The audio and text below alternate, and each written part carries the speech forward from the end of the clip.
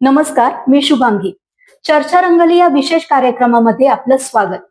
चर्चा रंगली, तथ्य, तर्क आणि चर्चा. इथे आपण बोलतो त्या विषयांवरती ज्या विषयांवरती कोणी बोलत नाही. तर आज आपल्या सोबत आहे प्रभाकर काका शिंदे. यांचा थोडक्यात परिचय द्यायचं झालं की समाजकारण, राजकारण आणि विविध क्षेत्रामध्ये त्यांनी अग्रगण्य काम केलेलं आहे. तर आज आपण त्यांच्यासोबत काही चर्चा करणार आहोत. काही प्रश्नांची उत्तरं त्यांच्याकडनं आपल्याला जाणून घ्यायची आहेत. तर नमस्कार काका. नमस्कार. मला सर्वात सुरुवातीला असा एक प्रश्न विचारायचा होता. नेवासा तालुक्यात जेव्हा पण निवडणूक होते, ज्यावेळेस उमेदवार फॉर्म भरतो, तर त्यावेळेस त्याच्यावरती दबाव आणला जातो असं चर्चा सगळीकडे रंगलेली आहे. तर याबद्दल काय सांगाल?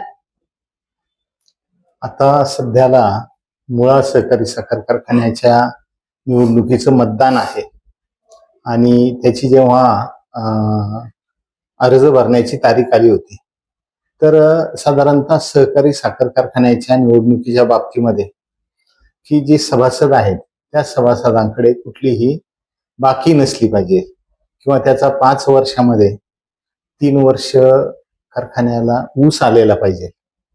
याच्यासाठी म्हणून त्याला कारखान्याकडून सर्टिफिकेटची आवश्यकता असते. तर मग जे इच्छुक सभासद आहेत ते कारखान्याकडे जातात की बाबा मला अर्ज भरायचा आहे आणि त्याच्यासाठी म्हणून आम्हाला अशा सर्टिफिकेटची गरज आहे. तर तिथं गेल्यानंतर पहिला त्याला प्रश्न विचारला जातो की आता तू निवडणुकीस उभा राहणार आहेस का, तुला राजकारणात यायचंय का, तू डायरेक्ट साहेबांना विरोध करणार आहेस का. म्हणजे थोडक्यात डायरेक्ट धमकी दिली जाते तिथे. त्याला त्याच्यापासून परावृत्त केलं जातं. जवळजवळ अर्ध्यापेक्षा जास्त लोक तिथनं परत पाठवले जातात की बाबा, मग त्याला असं वाटतं की अरे आपण काहीतरी वेगळं करतोय. त्याच्या मनामध्ये अशी भावना निर्माण केली जाते की अरे बाबा, आपण जर उभा राहायचं जर म्हणलं तर आपण डायरेक्ट त्यांचा विरोध घेतोय. तर जर त्याने एखाद्याने ती सर्टिफिकेट जर नेलंच तर मग त्याने अर्ज भरला. अर्ज भरल्यानंतर छाननीमध्ये मग त्याचा जो कोणी सूचक असेल, जो अनुमोदक असेल, त्याच्या नावावर यांनी बाकी दाखवली जाते. कारण सर्व कागदपत्र जे काय आहेत ते सर्व कारखाना प्रशासनाकडे असतात आणि मग ते त्याची बाकी दाखवतात. आता दादा पाटील होन म्हणून एक आमचे उमेदवार होते, त्यांनी अर्ज भरला होता. त्यांनी 2018 साली कारखान्याकडनं ऊस येणार आहे त्याच्या बदल्यामध्ये 6 लाख रुपये ऍडव्हान्स घेतला होता. आता कुठलाही कारखाना कधी त्या ऍडव्हान्सवर व्याज लावत नाही. त्या वर्षी त्यांचा ऊस पण गेला. म्हणजे 2018 सालीच त्याच्यातनं 3,75,000 रुपये गेले, 2,25,000 रुपये राहिले. त्याच्यानंतर वेळोवेळी ऊस गेला. कारखान्यांनी टोटल त्यांच्याकडनं आजपर्यंत 5,25,000 रुपये व्याज दाखवलं. आता कारखान्याचं म्हणणं असेल की आम्ही 21% चक्रवाढ पद्धतीनं व्याज घेतलेलं आहे. परंतु चक्रवाढ पद्धतीनं जरी व्याज काढलं तरी एवढं मोठ्या रकमेचं व्याज होत नाही. डबल रक्कम डायरेक्टली करण्यात आली त्या बदल्यात. डबल नाही, त्याची जी काही मुद्दल होती त्या मुद्दल 2.25 लाख आणि घेतलेली रक्कम म्हणजे आता व्याजाची वसूल करतायत ती रक्कम 5.25 लाख रुपये आहे. म्हणजे 5 वर्षामध्ये जवळजवळ 2.5 पट रक्कम घेता येते. मग ही जी त्यांची बाकी दाखवलेली आहे ती बाकी फक्त त्या व्यक्तीचा फॉर्म बाद करण्यासाठी म्हणून दाखवलेली आहे. आता प्रांताकडे ज्यावेळेस ते गेलं प्रकरण, त्यावेळेस प्रांतांनी काही विचारण्याची तसदी घेतली नाही की बाबा तुम्ही त्याचं रेकॉर्ड दाखवा, म्हणजे आम्ही त्याची शहानिशा करतो. काहीच नाही, त्यांचा फॉर्म लगेच बाद करून टाकला. आता ज्या लोकांनी फॉर्म भरलेत त्यांचे फॉर्म काही वैध जर झाले, एवढं करून पण, कारण बहुतांशी फॉर्म कारखाना अन्यत्र विल्हेवाट लावली ऊसाची किंवा तुमच्याकडे बाकी आहे असे काहीतरी विविध कारण देतात आणि त्या व्यक्तींचे फॉर्म बाद केले जातात. त्यांनी एवढं करून जरी परत फॉर्म राहिला त्याचा, मग त्याच्याकडं जे 15-20 वर्षामध्ये कधी नातेवाईक आले नाही ते नातेवाईक पाठवतात. कारखान्याचे प्रशासनाचे लोक येतात तिथले शाळेचे शिक्षक येतात, त्याची मित्रमंडळीला सांगितलं जातं. मग ते आल्यानंतर याला सरळ प्रश्न विचारतात की आम्ही एवढे सारे लोक आहोत. म्हणजे एका व्यक्तीच्या पाठीमागे फॉर्म काढून घेण्यासाठी म्हणून साधारणतः 100 ते 200 लोक लावले जातात. आणि मग त्याच्यावर दबाव निर्माण केला जातो, अगदी साम दाम दंडभेद या पद्धतीने सगळ्या पद्धतीने अर्ज सगळ्या मागे पद्धती वापरल्या घेण्यासाठी आता कारखान्याचे एकूण सभासद आहेत 17,393 आणि 31/3/25 की कारखान्याची सभासदांच्या शेअर पोटी येणारी रक्कम जी आहे, म्हणजे येणे असलेली रक्कम ही आज 8,05,56,000 अशी दाखवलेली आहे. मग 10,000 रुपयाचा शेअर 15,000 रुपये केला, म्हणजे प्रत्येक सभासदाकडनं यांना 5,000 रुपये येणं होतं. त्या मध्यंतरीच्या 5 वर्षामध्ये त्या सभासदांचा कितीतरी वेळा कारखान्याला ऊस गेला, त्याच्यातून यांनी त्याचे 5,000 रुपये कापून घेतले नाही. कारखान्याचे जे सभासद आहेत 17,393 यांचे कारखान्याकडे 144,43,00,000 रुपयांचे ठेवी आहेत. 31/3/25 तेवढे ठेवी आहेत. त्या ठेवीतनं पण ही बाकी कापली नाही. म्हणजे जर तुमचे 8,05,00,000 रुपये येणं असेल तर तुमचे 16,111 लोकांची 5,000 रुपयाप्रमाणे पैसे येणं बाकी आहे. मग एकूण सभासद 17,393 म्हणजे 1,282 सभासद फक्त पात्र आहेत की ज्यांच्याकडे बाकी नाही ते निवडणुकीला उभे राहण्यासाठी. आता हे लोक कोण आहेत? हे लोक फक्त जे सत्ताधारी आहेत कारखान्याचे त्यांच्या फेवर मधले लोक आहेत की बाबा हा आपल्याला कधी विरोधात जाणार नाही, आपण म्हणलं तर फॉर्म भरेल, आपल्याला विचारल्याशिवाय फॉर्म भरणार, किंवा कुणाला सूचक होणार नाही, कुणाला अनुमोदक होणार नाही. अशा लोकांच्या कारखान्याने फक्त बाक्या क्लिअर ठेवलेल्या आहेत. बाकीच्यांचे कारखान्याला ऊस आला, पैसे कापले नाही. ऍक्च्युली जे हे 1,282 लोक आहेत त्यांचे कारखान्याला ऊस गेला, त्याच्यातनं त्यांनी रकमा कापल्या. मग बाकी सभासदांचे का कापले नाही? हेतू पुरस्पर त्या लोकांच्या बाक्या ठेवण्यात आलेल्या आहेत. म्हणजे तो माणूस निवडणुकीसाठी पात्र झाला नाही पाहिजे. आता एवढं करून जे लोकांचे फॉर्म राहिले त्या लोकांकडे मोठ्या प्रमाणामध्ये दबाव आणला जातो, त्यांना फॉर्म माघारी घेण्यासाठी म्हणून भाग पाडलं जातं. एवढं करून ज्या लोकांनी ठेवले त्याच्यानंतर पण तू आम्हाला पाठिंबा दे. 2-3 टप्प्यामध्ये म्हणजे 4 टप्प्यामध्ये त्याच्यावर वेगवेगळ्या प्रकारे दबाव आणला जातो की तू अगोदर त्याचं रेकॉर्डच क्लिअर करू द्यायचं नाही. नंतर झालं एखाद्याचं तर त्याला सांगायचं तू फॉर्म भरू नको, तू काय डायरेक्ट साहेबांना विरोध करतो का, तुला कधी त्यांनी त्रास दिलाय का. त्याला असं सांगायचं का तू जर फॉर्म भरला तर त्यांना इतरांना त्रास देण्याची सवय आहे, ती तुला पण देतील. तू फॉर्म भरू नको, तू नीट विचार कर. सामान्य माणसानी फॉर्म भरू नये असं सध्या चक्र चालू आहे का? अशा प्रकारे त्या सभासदांना निवडणुकीपासून वंचित ठेवलं जातं. आता इथं जी काही प्रक्रिया झाली त्या बाबतीमध्ये माननीय मुख्यमंत्री साहेब असतील, उपमुख्यमंत्री साहेब असतील, यांच्याकडे आम्ही हे सर्व प्रकरण घेऊन जाणार आहोत. कारण ज्या लोकांनी फॉर्म भरलेले आहेत त्याच्याकडे एका दिवशी 200 लोक येऊन गेले. तर तू फॉर्म भरून राहिला, अरे काय करतोय तू, तुला काही कळतंय का, तू कोणाच्या विरोधात फॉर्म भरून राहिला, तुला कधी त्रास दिलाय का त्यांनी. म्हणजे त्याला असं वाटलं पाहिजे की आपण काहीतरी मोठा गुन्हा करतो. बरेचसे लोक मग त्याच्यापासून परावृत्त होतात. आणि याचा हेतू एकच की कारखान्याच्या निवडणुकीमध्ये मतदानच झालं नाही पाहिजे. जर मतदान झालं तर तालुक्यातील सभासद एवढे सुज्ञ आहेत की ते माहिती आहे त्यांना की हे नक्की त्यांचं मत मांडतील, त्यांची जी काय भावना आहे ती व्यक्त करतील. मग अशा वेळेला आपलं काय, म्हणजे कारखान्याला जे लोक सभासदांनी ऊस घातलेला आहे तो फक्त 2568 लोकांनी ऊस घातला मागच्या वर्षी 31/3. 25च्या अहवालामध्ये ही जी काही मी आकडेवारी सांगतोय ती माझ्या मनाची एकही आकडेवारी नाही. सर्व आकडेवारी हे जेवढे काय त्यांचे अहवाल आहेत 5 वर्षाचे त्या अहवालामधले आकडेवारी सांगतो आणि त्याच्यामध्ये कधीही कुणीही पडताळणी करू शकतं, कारण हा प्रत्येक अहवाल जो आहे प्रत्येक वर्षाचा हा सर्व सभासदांकडे जातो. सभासद पाहू शकतात त्याच्यामध्ये आणि त्यांना त्याच्या बाबतीमध्ये माहिती आहे. तर त्याच्यापैकी फक्त 14.71% लोकांनी कारखान्याला ऊस घातला.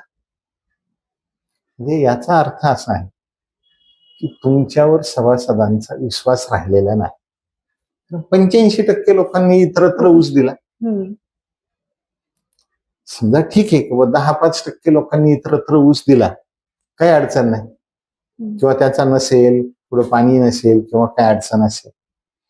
85% लोक ज्यावेळेस तुमच्याकडे ऊस न घालता इतरत्र ऊस देतात, कारण ते तुमच्या कारखान्याचे सभासद झाले, याचा अर्थ असा आहे की त्याच्याकडे बागायती शेती आहे, त्यांनी ऊस लावतो तो, फक्त तुम्हाला ऊस घालत नाही. याचं कारखाना जे व्यवस्थापन आहे त्यांनी नक्कीच आत्मचिंतन करण्याची गरज आहे. सामान्य माणूस सुद्धा म्हणजे आता जे सभासद लोक आहेत ते सुद्धा दबावात येत आहेत, त्यामुळे मग ते तिकडे ऊस देत नाहीयेत. याच्यामध्ये जे आहे याच्यामध्ये बहुतांशी लोकांना हा प्रश्न असतो की बाबा आपला ऊस जो आहे हा कारखाना घेऊन जाणार नाही, आपल्याला अडचण निर्माण करेल, किंवा वेगवेगळ्या संस्थांमध्ये बाबा तुला सोसायटीचं कर्ज दिलं जाणार नाही, तुला म्हणजे बाकी जे काही यांच्याकडे संस्था आहेत, म्हणजे इव्हन शाळेमध्ये मुलं आहेत तिथं, त्या मुलांपर्यंत राजकारण जातंय. म्हणजे पारदर्शकता एक राहिलेली नाही असं एक दृश्य आपल्याला दिसतंय मुळा साखर सहकारी कारखान्यामध्ये. तर मग ही सत्य परिस्थिती आहे. 2019चा अहवाल आहे माझ्याकडे, 18-19चा. त्याच्यामध्ये कारखान्याकडं 30,20,00,000 रुपयाच्या एक निधी आहे. त्याला दर चढ उतार निधी, म्हणजे ऊसाचं जर दरामध्ये चढ उतार जर झाला तर त्याच्यासाठी म्हणून एक फंड ठेवला जातो. तो असा निधी 30,20,00,000 रुपये आहे. त्यावेळेला म्हणजे 2015 ते 20चं जे काही संचालक मंडळ होतं त्यावेळेला जे माजी आमदार शंकरराव गडाख आहेत ते त्यावेळेला तिथं तज्ज्ञ संचालक मंडळावर होते. ते संचालक म्हणून निवडून आलेले नव्हते. त्याच्यानंतर जे 20 ते 25 संचालक मंडळ आलं त्याच्यामध्ये ते निवडून आले आणि ते कारखान्याचा कारभार पाहायला लागले. तर ह्या 5 वर्षामध्ये कारखान्यावर मोठ्या प्रमाणामध्ये कर्ज झालं. कारखान्याची जी मालमत्ता आहे तिची मोठ्या प्रमाणामध्ये फुगून दाखवली गेली. तर 31/3/25चा जो अहवाल आहे याच्यामध्ये कारखान्याला टोटल जे काही देणं दिसतंय ते देणं दिसतंय 684 कोटी. आणि त्याच्यानंतर आता न्यूजपेपरला होतं की एनसीडीसी कडून कारखान्याने 179 कोटीचा अजून लोन घेतला. म्हणजे जवळजवळ 864 कोटी रुपये कारखान्यावर लोन झालं. आता हा जो काही कारखाना आहे ह्या कारखान्यामध्ये सभासदांचे पैसे लागलेले आहेत. गेल्या 50 वर्षामध्ये 55वा वार्षिक अहवाल आहे. म्हणजे 55 वर्षामध्ये कारखान्यासाठी म्हणून सभासदांच्या याच्यातून 500 कोटीपेक्षा जास्त रक्कम वापरली गेली. तेव्हा तो कारखाना उभा राहिला. त्याच्यातनं कारखान्यातनं एज्युकेशन संस्था उभा राहिल्या. ते एज्युकेशन संस्था नंतर दुसऱ्या नावाने ट्रान्सफर केल्या गेल्या आणि कारखाना स्वतंत्र राहिला. म्हणजे सभासदांच्या पैशातनं कारखाना उभा राहिला. त्याच्यानंतर परत सभासदांच्याच पैशातनं एज्युकेशन संस्था उभा राहिल्या. संस्था मोठी झाल्यानंतर ती संस्था यांनी स्वतंत्र करून घेतली. कारखान्याच्या सभासदांचा त्या संस्थेचा काहीही संबंध ठेवला नाही. रेकॉर्डली कुठंतरी काहीतरी असेल परंतु कारखान्याच्या सभासदांकडनं तेवढीच फी घेतली जाते जी की इतर मुलांकडनं घेतली जाते. बाहेरचे पण तालुक्यातनं लोक येतात तिथं. त्यांना जर समजा जी फी असेल समजा 20,000, सभासदाकडनं पण 20,000 घेतली जाते. मग त्यांनी जे काही ऊसातनं ते संस्था उभारणीसाठी म्हणून पैसे दिलेले त्याचा काही उपयोग होत नाही. सभासद म्हणून मग त्याचं अस्तित्व नेमकं काय राहिलं? तसं पाहिलं तर सभासद हा कारखान्याचा मालक आहे. कारण त्यांनी जर जी 10,000 किंवा जी 15,000 रुपये सभासद फी आहे ती भरलेली आहे त्यांनी. बरोबर. आणि जेव्हा विखे साहेबांनी पहिला सहकारी साखर कारखाना काढला त्यावेळेला त्यांचा हा हेतू होता की जी शेतकऱ्यांची मुलं आहेत त्यांनी सर्वांनी एकत्र यायचं, हा कारखाना उभा करायचा आणि जो काही नफा होईल तो समप्रमाणामध्ये सर्वांनी वाटून घ्यायचा. मुळा सहकारी साखर कारखान्याचा व्यवस्थापनावरती म्हणजे कायम एक आरोप होतो की ऊसतोडी संदर्भात ऊस उत्पादकांची अडवणूक करतात. तर यामध्ये राजकारण केलं जातं. तर याबद्दल काय सांगाल? तर तसं जर बघितलं तर सहकारी संस्था आणि इतर राजकारण हे वेगळं ठेवायला पाहिजे. कारण तो एकट्याच्या मालकीचा कारखाना नाही, तो ह्या 17,000 सभासदांच्या मालकीचा कारखाना आहे. परंतु त्या कारखान्याच्या व्यवस्थापन हा त्या राजकारणासाठी उपयोग करतात. म्हणजे गावातली सोसायटीची निवडणूक असू द्या, गावातल्या ग्रामपंचायतची निवडणूक असू द्या किंवा पुढे मार्केट कमिटीची असू द्या, जी काही जिल्हा परिषद पंचायत समिती ज्या पण निवडणुका होतात याच्यामध्ये जर एखादा माणूस विरोधात गेला म्हणजे यांनी ठरवायचं गावात ग्रामपंचायतला कुणी कुणी उभा राहायचं. एखादा जर म्हणला नाही मी फॉर्म भरणार, ते म्हणतात कसा तो तुझा ऊस जातो कारखान्याला आणि पाहतो. म्हणजे इकडे ग्रामपंचायतची निवडणूक आणि तिकडे त्याला कारखान्याची धमकी नाही. आणि त्या माणसाच्या ऊसाच्या अक्षरशः खोडक्या करतात. जेव्हा खाजगी कारखाने नव्हते त्यावेळेला इथं हजारो शेतकरी असे आहेत तर तो फक्त सत्ताधाऱ्यांच्या विरोधात गेला की त्याचा ऊस थेट मार्च एप्रिल मे पर्यंत तोडायचाच नाही, त्याचा ऊस पूर्ण वाळू द्यायचा. मग तो पार मेटाकुटीला आल्यानंतर तो ज्यावेळेस शरण येईल त्यावेळेला त्याचा ऊस तोडून न्यायचा. असे कितीतरी शेतकरी आहेत की जे शरण गेले नाही, त्यांनी तो ऊस तोडून बांधावर फेकला, पिटून दिला. एवढ्या मोठ्या प्रमाणामध्ये त्या कारखान्याचा राजकारणासाठी वापर केला जातो. आता कारखान्याचे कर्मचारी बघा की जेव्हा सीझन नाहीये तेव्हा त्यांना ब्रेक दिला जातो. असे काही कर्मचारी आहेत की ते गरजेपेक्षा जास्त भरलेले आहेत आणि त्या कर्मचाऱ्यांचा फक्त राजकारण करण्यासाठी म्हणून वापर केला जातो, प्रचार करण्यासाठी वापर केला जातो, सभासाठी वापर केला जातो, कारखान्याच्या पैशाचा दुरुपयोग केला जातो. प्रचारासाठी म्हणून ज्या गाड्या वापरल्या जातात त्याला कारखान्याचं डिझेल असतं, गाड्या कारखान्याच्या असतात, कर्मचारी कारखान्याचे असतात. म्हणजे ह्या जे सभासद आहेत समजा इथं 2.5-3 लाख लोकांचा मतदारसंघ आहे तर 17,000 सभासदांचा पैशातनं खर्च केला जातो त्याच्यासाठी, त्या निवडणुकीसाठी. साधारणतः बघता मनमर्जीने कारभार चालू आहे असं कुठेतरी वाटतं का तुम्हाला? हे मला नाही वाटत, हे सर्व सभासदांना वाटतं. म्हणून 85% सभासद जे आहेत हे इतरत्र ऊस देतात. कारण त्यांना वाटतं, कारण आता तुम्ही बघ कारखान्याचे कर्मचाऱ्यांचे पगार येते 8-9 महिने झाले तिथं किती, त्या कर्मचाऱ्यांच्या नावावर म्हणजे कारखाना व्यवस्थापनाने कारखान्याच्या मालमत्तेवर तर कर्ज काढलेच, परंतु काही कर्मचाऱ्यांच्या नावावर वैयक्तिक कर्ज पण काढलं आणि ते पैसे कारखान्याने कुठं वापरले त्याच्याबद्दल पण माहिती नाही. 5 वर्षात अनेक घोळ समोर येताना आपल्याला दिसत आहेत. तर त्याबद्दल काय सांगाल? आता त्याच्यामध्ये घोळ जर म्हटलं असं तर त्याच्यामध्ये असं आहे की कारखान्याची जी काही जमीन होती, कारखान्याच्या जमिनीचं मूल्य जे आहे ते 42 लाख रुपये होते. एका दिवसामध्ये ते मूल्य 317 कोटी रुपये झाले. इथं 31/3/23 42,49,000 रुपये त्याचं मूल्य होतं.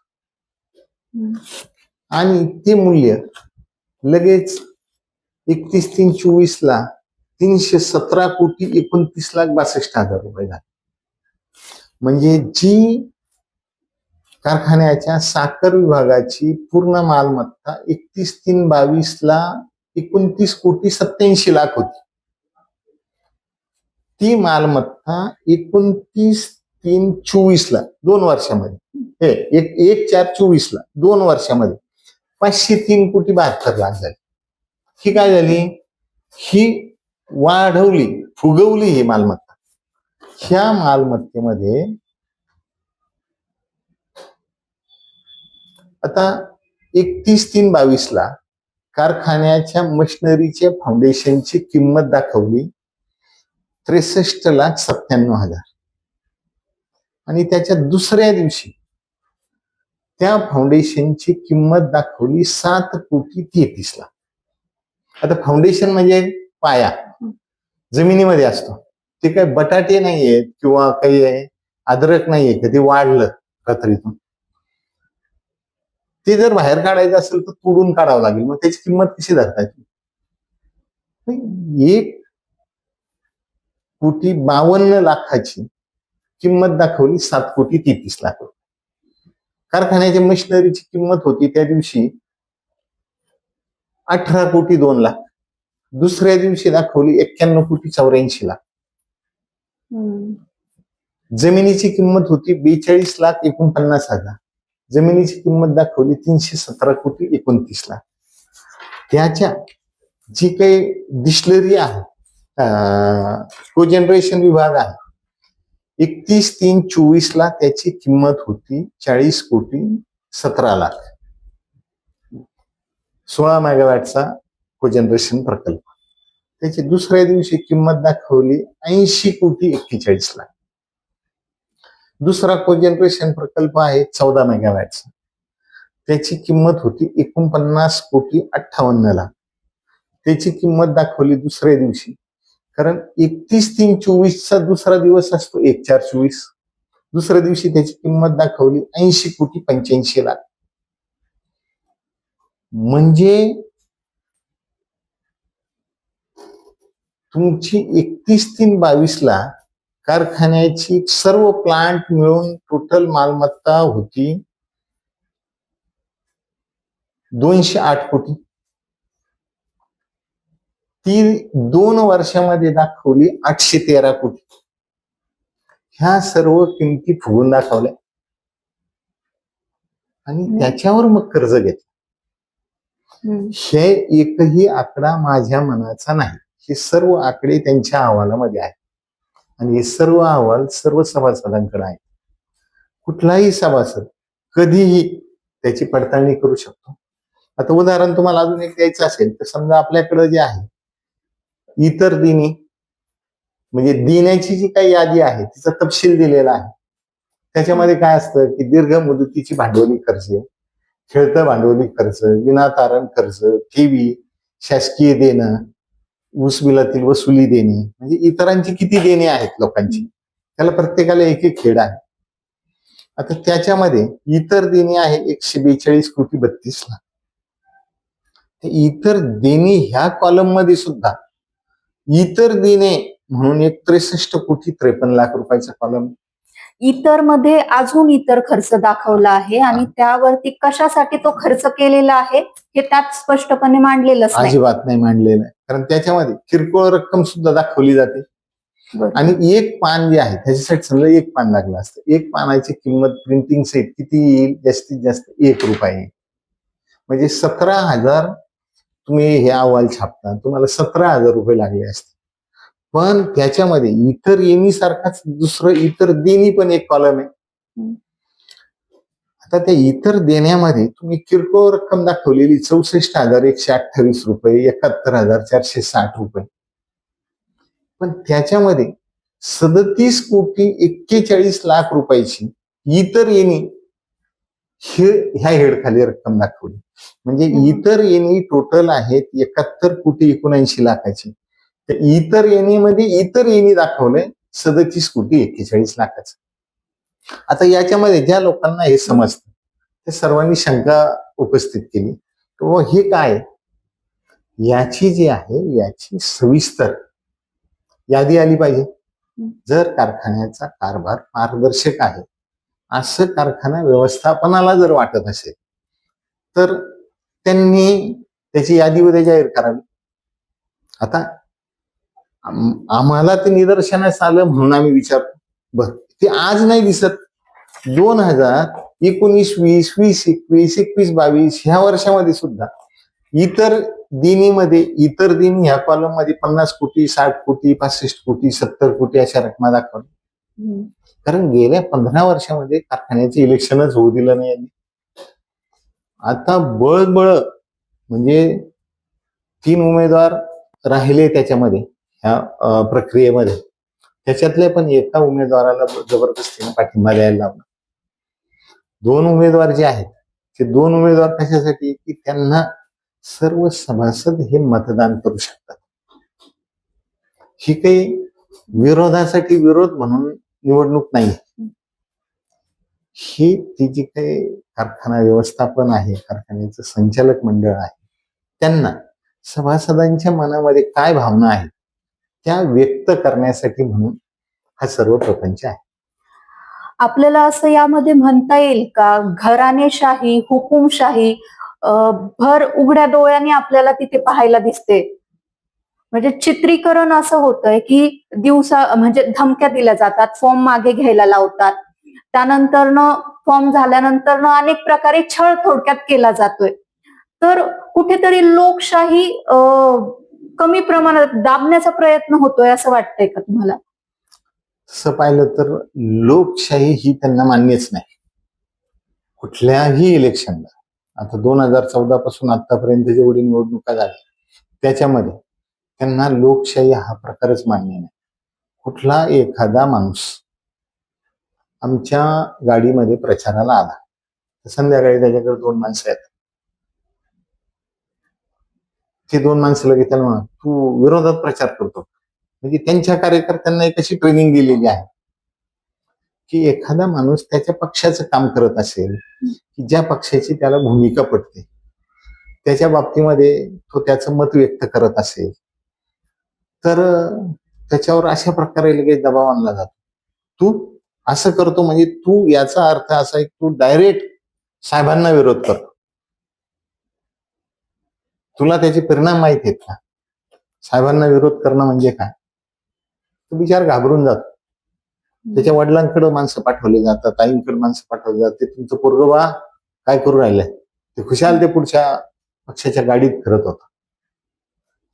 त्याला त्या पक्षाची भूमिका मान्य आहे, त्याला त्या उमेदवाराचं हे मान्य आहे आणि तो फक्त त्याच्या प्रचाराला जर गेला तर त्याच्यावर एवढ्या मोठ्या प्रमाणामध्ये असा आरोप केला जातो किंवा एवढं बर्डन आणलं जातं त्याचं, तर तो काहीतरी मोठा गुन्हा करू राहिला. म्हणजे याचा अर्थ असा आहे की यांना कुठल्याही प्रकारची लोकशाही मान्य नाही. फक्त जे काय असेल राजकारण ते तालुक्यामध्ये गडाखांनीच करायचं. कारखाना गडाखांकडे पाहिजे, मार्केट कमिटी त्यांच्याकडे पाहिजे, संस्था त्यांच्याकडे पाहिजे, बँक त्यांच्याकडे पाहिजे. आता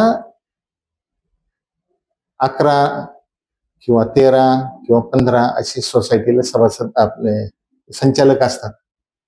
जिल्हा बँक निवडणूक आली, त्या निवडणुकीच्या याच्यामध्ये हे सांगतील त्या माणसाच्या नावाने इतर लोकांनी ठराव करून द्यायचा.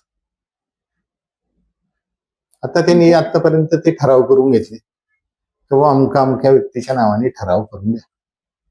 ते 10-11 लोक किंवा ते 13 लोक ते नाही ठरवू शकत किंवा आमच्या नावाने आम्हाला ज्याला वाटेल त्याच्या नावाने ठराव करून देऊ. कारण त्याची गॅरंटी नाही. तो दुसऱ्या पक्षाला मतदान करू शकतो, दुसऱ्या उमेदवाराला करू शकतो. अशा प्रकारची लोकशाही राबवतात ते. ऊस उत्पादक शेतकऱ्यांच्या वजनाबाबत कायम तक्रारी येतात, तर त्याबद्दल काय सांगाल? आता हा सभासदांच्या मालकीचा कारखाना आहे. आणि इथे शेजारी वैजापूर तालुक्यामध्ये आमचा खाजगी कारखाना आहे. तर बऱ्याच दिवसापासून म्हणजे मी ऊस उत्पादक शेतकरी आहे. माझे वडील, भाऊ, आई हे दोन्ही कारखान्याची सभासद आहे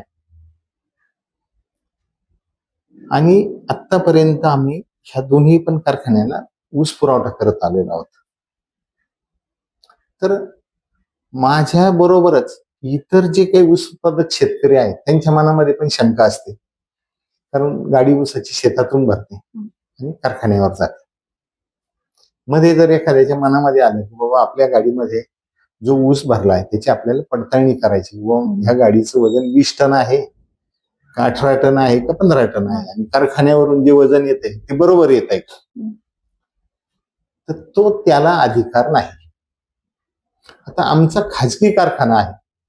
आम्ही ज्या दिवशी कारखान्याचं म्हणजे उत्पादन चालू केलं त्या दिवशी आम्ही आमचे जे काही ऊस पुरवठादार आहे त्यांना सर्वांना सांगितलं, बाबा उत्पादक तुम्ही आहात, कष्ट तुम्ही केलेत, त्याचं नक्की वजन किती आहे हे जाणून घेण्याचा तुम्हाला अधिकार आहे. तुम्ही कुठं पण वजन करा, आम्हाला त्याच्याबद्दल कुठलीही हरकत नाही. तुम्ही तिकडे वजन केलं, 20 टन भरलं, त्या काट्यावर आलं, 100-200 किलोचा फरक पडतो त्याच्यामध्ये. आणि त्याच्यामध्ये ते शेतकऱ्यांना माहिती आहे की बाबा डिझेल जळाले किंवा 4 तास गाडी उभा होते, या कालावधीमध्ये 100-200 किलो वजनामध्ये फरक पडतो. मोठा फरक पडत नाही, त्याला समाधान लागतं. बाबा मी जो काही पिकवलेला ऊस आहे त्याचं जे काही मला अपेक्षित आहे तेवढं ऊसाचं वजन मी बाहेरच्या काट्यावर केलं आणि कारखान्याच्या काट्यावर गेलं तेवढं नक्की भरतं. मग आता जे हे सहकारी साखर कारखाने आहेत ते तर सभासदांच्या मालकीचे आहेत. त्यांनी इथं पुढे होऊन निर्णय घ्यायला पाहिजे की तुम्हाला वाटेल तिथं तुम्ही वजन करा, आमची काहीही हरकत नाही. जर तुमच्या काट्यात जर काही प्रॉब्लेम नसेल तर तुम्हाला त्यांनी बाहेर वजन केल्यानंतर काही प्रॉब्लेम असायला नाही पाहिजे. जर आमच्या कारखान्याची तशी पारदर्शक जर कारभार असेल, आता कारखान्याची निवडणूक चालू आहे, 26 तारखेला मतदान आहे आणि 24 तारखेला ते काहीतरी सभासदांची सभा पण घेत आहे. त्यांनी जाहीर करून टाकायला पाहिजे की तुम्ही मालक आहात, कारखाना तुमच्या मालकीचा आहे, तुमच्या मालकीच्या कारखान्याला तुम्ही पिकवलेला माल येणार आहे, तुम्हाला स्वातंत्र्य आहे, तुम्ही कधी पण वजन करा, कारखाना प्रशासनाची त्याला हरकत असणार नाही. एकदम सोपं आहे. त्याच्यासाठी कुठले डिजिटल काटे नको, कुठली तपासणी यंत्रणेची पण गरज नाही, काहीच नाही. वेगवेगळ्या ठिकाणी वेगवेगळे लोक वजन करणार आणि ते कारखान्यावर आल्यानंतर वजन केल्यानंतर त्याच्यात जर तफावत आढळली नाही तर तो बिचारा कशासाठी तक्रार करेल, त्याचं उलट समाधान होतं. बरं, त्याच्या सोबतच जो ऊस वाहतूकदार आहे त्याला पण समाधान लाभतं, जो ऊस तोड कामगार आहे त्याला समाधान लाभतं, बाबा आपण जो ऊस तोडलाय तो बरोबर आहे. भले त्याला 500 रुपये टनामागे मिळत असतील तोडणीचे, किंवा वाहतूकदाराला 500-600 काय जे असेल त्याच्या अंतरानुसार ती मिळत असतील त्याला त्याच्या बाबतीमध्ये समाधान वाटतं किंवा नाही, मग मी जे काही ऊस घातलाय कारखान्यात त्याचं वजन बरोबर आहे. त्याच्यामुळे ती एकदम सिंपल प्रोसेस आहे. आणि जर एवढ्या सभासदांच्या मनामध्ये जर शंका असतील तर त्याचं निरसन जे आहे हे कारखाना प्रशासनाने करायला पाहिजे, कारण त्या उत्पादकाला त्याचा अधिकार हा मिळवून दिला गेला पाहिजे.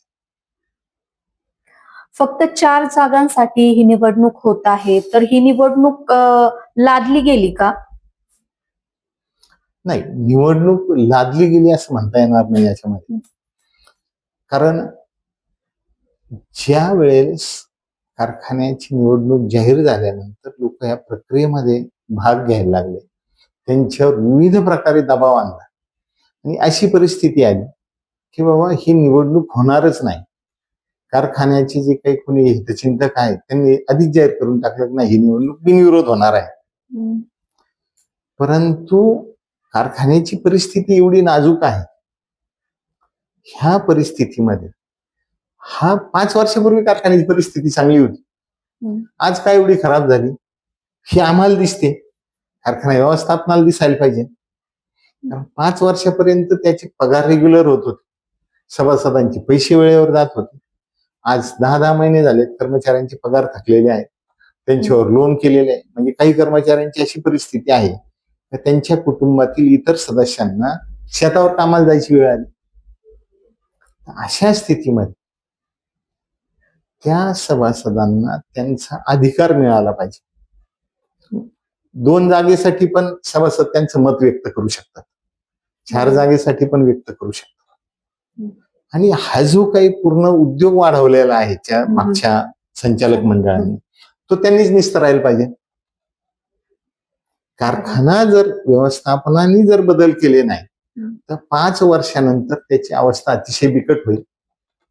म्हणून आज सभासदांची पण जबाबदारी आहे, कारण त्यांनी असेल, त्यांच्या वाडवडिलांनी असेल, त्या कारखान्यासाठी म्हणून खूप मोठ्या प्रमाणामध्ये त्याग केलेला आहे, पैसे दिलेले आहेत, त्याच्याशिवाय कारखाना उभा राहिलेला नाही. आणि अशा स्थितीमध्ये त्यांनी जर मत व्यक्त केलं आणि कारखाना प्रशासनाला जर दाखवलं, बाबांनो तुम्ही सुधरा, खूप मोठं रॉकेट सायन्स नाहीये कारखान्यामध्ये. सभासद ऊस लावतात, तो ऊस तुम्हाला फक्त तोडून नेऊन त्याचं गाळप करण्याची एवढीच यंत्रणा उभा करायची असते. पूर्ण आता ऑटोमेशन पण आलंय त्याच्यामध्ये, खूप मोठं काही तंत्रज्ञान लागतं वगैरे अशातला काही भाग नाही. त्याच्यातनं 2-3च गोष्टी निघतात. साखर निघेल, डिस्टिलरी असेल तर इथेनॉल निघेल, किंवा स्पिरिट निघेल, किंवा अल्कोहोल निघेल, बगॅस निघतो, वीज तयार होते, ती MSCB ला विकली जाते. अशा टोटल याच्यामध्ये किंवा कारखाना चालवायचा, फक्त त्याच्यामध्ये प्रामाणिकपणा पाहिजे. जे काही संचालक मंडळ आहे त्यांनी प्रामाणिकपणे जर काम केलं तर तो 5 वर्षामध्ये कारखाना चांगल्या स्थितीमध्ये येऊ शकतो. कारखाना ज्यांनी बिघडवला त्यांनी सुधारवला गेला पाहिजे. कारखाना व्यवस्थापनाला तुम्ही काय संदेश देणार? हाच संदेश देणार त्यांना की कारखान्याचं व्यवस्थापनाने मागच्या 5 वर्षामध्ये तुम्ही बिघडवलंय. कारखान्याची काही इतकी म्हणजे साखर धंद्याची वाईट परिस्थिती नाही. मागच्या 5 वर्षामध्ये महाराष्ट्रामध्ये 100 साखर कारखाने उभा राहिले खाजगी. आता खाजगी व्यक्ती आहे, जर तो उद्योग अडचणीत जर असेल तर कोण गुंतवणूक करेल? मी तरी कशासाठी केली असती का गुंतवणूक? नसती केली. पण त्याच्यामध्ये सभासदांचं पण हित आहे, त्या उत्पादकांचं पण हित आहे, तिथं रोजगार निर्मिती होती. अशा वेळेला तो कारखाना जर सचोटीने चालवला, काटकसर जर केली, कुठल्याही प्रकारे काही अडचण नाही त्याच्यामध्ये. परंतु तुम्हाला जर त्याचा वापर राजकारणासाठी करायचा असेल तर त्या कारखान्याची अवस्था आणखी वाईट होईल. आता तुम्ही वेळेवर सुधारलं गेलं पाहिजे. जर तुम्ही आता सुधारले तर तो कारखाना चांगला चालेल, नाही तर याच्यापेक्षा वाईट परिस्थिती होईल. सभासदांना तुम्ही काय संदेश देणार? सभासदांना एवढं सांगणार की बाबा तो कारखाना तुमच्या मालकीचा आहे. तिथं जी काही उभा राहिलेला आहे, आता त्याचे हे सर्व जर हे बघितलं तर अशी परिस्थिती आहे की तो कारखाना आज पूर्ण तोट्यामध्ये आहे. जरी त्याचा अहवालामध्ये 31/3/25च्या अहवालामध्ये 9 कोटी रुपये नफा दाखवलेला असला तर तो फुगवून दाखवला. कारखान्याने 3600-3650 रुपयांनी साखर विकली, 3900 रुपयांनी स्टॉक दाखवला, कारखान्याने 1700 रुपयांनी बगॅस विकलं, 3500 रुपयांनी त्याचं 31/3/25ला त्याचं व्हॅल्युएशन दाखवलं. 3500 रुपयांनी काही ते बगॅस विकत नाही. म्हणजे तुम्ही आहे त्याची किंमत जादा दाखवली, म्हणून मग कारखान्याला नफा दिसतो. आता हे सभासदांना नाही कळालं तर सभासदांच्या मुलांना नक्की कळेल. पण आमच्या तालुक्यामध्ये खूप मोठ्या प्रमाणामध्ये मुलं शिकलेत, MBA झालेत, काही चार्टर्ड अकाउंटंट झाले, आणि त्यांना जे अर्थशास्त्राची मुलं आहेत किंवा जे कॉमर्सची मुलं आहेत, ज्यांना बॅलन्स शीट कळत आहे, जे व्यवसाय करतात, त्यांना तरी नक्की कळेल तेव्हा याच्यामध्ये ही जी काही परिस्थिती आहे ही परिस्थिती चांगली नाही. तर त्याच्यामधनं सभासद काय करणार आहे की त्यांना भले आमच्या 2 जागा उभा आहेत, कबशी या चिन्हावर. एक अपक्ष आहेत, त्यांना मतदान करू सभासद दाखवून देणार बाबा कारखान्याच्या कारभारावर सभासद समाधानी नाही आहेत. तुम्ही वेळेवर बदल केला पाहिजे, तुम्ही योग्य निर्णय घेतले पाहिजे, सभासदांना सन्मान दिला पाहिजे त्याला, कारण त्याच्या मालकीचा कारखाना आहे, त्याला तेवढी इज्जत दिली गेली पाहिजे, तर तो कारखाना व्यवस्थित चालेल. त्याचा विश्वास पहिला संपादन करावा लागेल तुम्हाला, तर तुम्हाला लोक पुढच्या वर्षी ऊस घालतील, नाही तर ऊस घालणार नाही.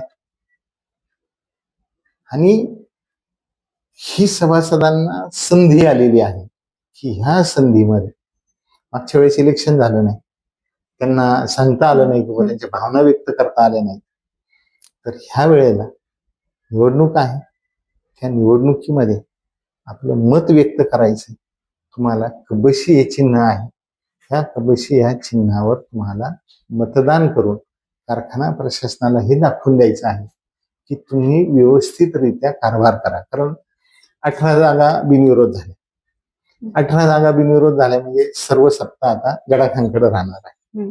अशा वेळेस फक्त सभासदांची भावना त्यांच्यापर्यंत पोहोचली पाहिजे, नाही तर आम्ही करू तो कायदा, हे काही बरोबर नाही. याच्यामध्ये अजून एक विषय राहिला होता की कारखान्याकडं सभासदांच्या 144 कोटी 43 लाख रुपयाच्या ठेवी आहेत. तर ह्या ज्या ठेवी आहेत, ह्या ठेवीच्या बाबतीमध्ये कारखान्याचा जो ऑडिट रिपोर्ट आहे, त्या ऑडिट रिपोर्टमध्ये शेरा आलाय की त्याची यादी अद्ययावत आहे, परंतु सभासदांना त्याचे पासबुक दिलं नाही.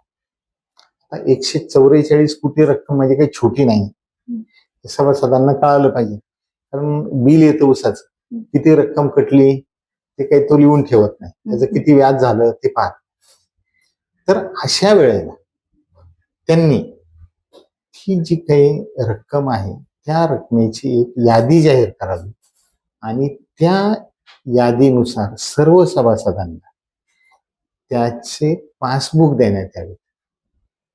आणि दुसरा असा विषय आहे की गेल्या 20 वर्षामध्ये कारखान्याचे जे सभासद दिवंगत झालेले आहेत त्यांच्या नावाने त्या ठेवी पडून आहेत, त्यांच्या नावाने जे शेअर्स आहेत, शेअर्स कारखान्याकडे आहेत, परंतु त्यांची पुढची पिढी जी आहे, कारण त्या ज्यांच्या नावावर शेअर आहे त्यांनी यांना इतके दिवस मतदान केलं, 55 वर्षे निर्विवादपणे त्यांच्या ताब्यामध्ये कारखान्याची सत्ता आहे. आता जर आपण हे शेअर त्यांच्या वारसांच्या नावाने जर ट्रान्सफर केले, उद्या ते आपल्याला मतदान करतील का नाही याची यांना भीती वाटते. म्हणून 20-20 वर्ष झाले यांनी ते शेअर्सच्या रकमा ट्रान्सफर केल्या नाही. आता त्याच्या बाबतीमध्ये आम्ही आयुक्तांकडे तक्रार दाखल करणार आहोत की समजा घरात 2 मुलं आहेत, पहिला एक शेअर मुलाच्या नावाने होता, एक वडिलांच्या नावाने होता. जर वडील दिवंगत झाले, तो शेअर जर दुसऱ्या भावाच्या नावाने ट्रान्सफर केला तर त्याला कारखान्याचे सभासद म्हणून जे लाभ मिळतात ते लाभ मिळतील त्याला. आज त्याचे वडील सभासद होते, त्यांची सभासदांची रक्कम त्या कारखान्याकडे आहे, त्यांचे काही ठेव कारखान्याकडे आहे. आणि अशा स्थितीमध्ये आता तुम्ही बघा 144 कोटी म्हणजे जवळजवळ 17,000 सभासद आहे, म्हणजे सरासरी जरी काढली तर 80-90 हजार रुपयापेक्षा जास्त ठेव आहे प्रत्येकाकडे. म्हणजे 7-8% जरी धरलं तरी 8-10 हजार रुपये त्या माणसाला व्याज यायला पाहिजे, परंतु येतंय का? नाही येत. तर अशा स्थितीमध्ये जेव्हा त्याची यादी जाहीर होईल, त्यांना पासबुक दिले जाते, हिशोब तर पाहिजे ना तुमच्या. जो मालक आहे त्याला जर तुम्ही हिशोब दाखवत नाही, याचा अर्थ असा आहे की तुम्हाला त्यांच्यापासून काहीतरी लपून ठेवायचं, तुम्हाला त्याला ते दाखवायचं नाही. काय अडचण आहे तुम्हाला? ठेवी सभासदांच्या आहेत, सभासदांच्या नावाची यादी जाहीर करावी. आता समजा मी म्हणलो बाबा त्याची यादी दाखवली नाही यांनी, त्यांच्या अहवालामध्ये आले, ऑडिट रिपोर्ट मध्ये आले की त्यांना पासबुक दिलं नाही, त्यांनी उद्या लगेच यादी जाहीर करावी. प्रत्येक सभासद बघेल की बाबा माझी कारखान्याकडे किती ठेवा आहे आणि त्याला पासबुक द्यावं. म्हणजे तो दरवर्षीचं जे काय आहे तो कारखान्यावर जाऊन अपडेट करेल त्याच्यामध्ये. अशा जे कारखान्याचा ऑडिटचा रिपोर्ट आहे त्याच्यामध्ये अशा भरपूर गंभीर बाबी आहेत की ज्या गंभीर बाबी आत्ताच्या स्थितीमध्ये, कारण हे स्पर्धेचं युग आहे. आता महाराष्ट्रामध्ये 200 कारखान्यापैकी जवळ 100 कारखाने सहकारी आहेत, 100 कारखान्याच्या आसपास खाजगी कारखाने आहेत. म्हणजे स्पर्धा आहे तिथे. त्या स्पर्धेमध्ये जर टिकायचं असेल तर तुम्हाला त्याप्रमाणे लोकांना सेवा देणं गरजेचं आहे. तुम्ही जर एवढी मोठी ठेव ठेवून घ्यायची आणि ती लोकांना सांगायचीच नाही व तुमची किती ठेव आहे, कारण खूप दिवसापासून कायम ठेव, तुमची परतीची ठेव, बिगर परतीची ठेव किंवा रूपांतरित ठेव, अशा वेगवेगळ्या हेडखाली कारखाना रक्कम कापत आलेला आहे. एक खुशीची ठेव म्हणून त्यांनी ठेव ठेवून घेतलेली आहे आणि त्या ठेवीमध्ये म्हणजे कोणची ठेव किती आहे आणि कुठल्या सभासदांच्या, सभासदांना कळालं पाहिजे. तर आता आपण पाहिलं की अनेक प्रश्न हे कारखान्यावरती उपस्थित केलेले आहेत. आता हे पाहणंही तितकंच महत्वाचं ठरणार आहे की प्रशासन यावर उत्तर देणार का. आता ही जी आकडेवारी आहे, ही जी तफावत आहे, यावरती त्यांचं काय मत आहे हे मांडणार का, हेही पाहणं तितकंच महत्वाचं ठरणार आहे. काका, तुमच्याशी चर्चा करून खूप चांगलं वाटलं. अनेक मुद्दे तुम्ही उपस्थित केले. अनेक प्रश्न जे आहेत हे संचालकांपर्यंत पोहोचले पाहिजेत, ते तुम्ही प्रखररित्या मांडलेत. आता संचालकांची ही जबाबदारी आहे की त्यांनीही या आकडेवारीनुसार पाहिलं पाहिजे, पडताळणी व्यवस्थित केली पाहिजे. हे त्यांचंही काम आहे. तर काका, धन्यवाद. तुम्ही खूप चांगली चर्चा केली आणि सामान्य जनतेपर्यंत पण हा जो काही गोंधळ आहे हा तुम्ही प्रखररित्या मांडला. चर्चा ही चालूच राहणार पुढे, पण या कार्यक्रमामध्ये आता आपण इथेच थांबूयात. पुन्हा भेटूयात पुढच्या भागात. तोपर्यंत नमस्कार.